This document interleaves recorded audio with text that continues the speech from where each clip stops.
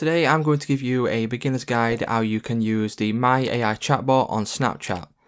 So first of all, what we need to do is we need to head over to our Snapchat. Once we open up Snapchat, we can click on our messages icon right there at the bottom of the screen. And then once we click this, the My AI chatbot should be listed right there at the top.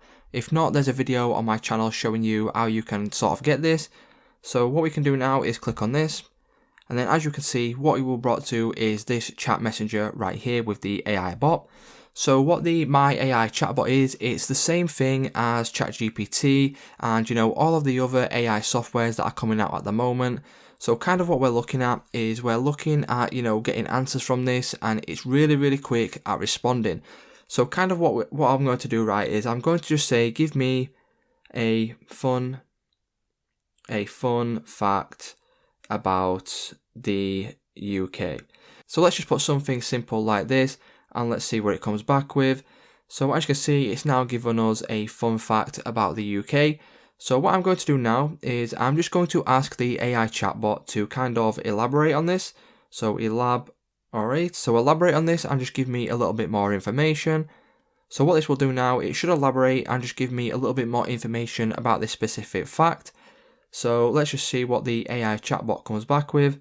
So what it's done now is it's given us, a couple of paragraphs here, and it's elaborated on the first fact that it gives us right there at the top. So what I'm going to ask this to do now is I'm going to ask it to put it in essay format. So put this in essay format using one paragraph or more.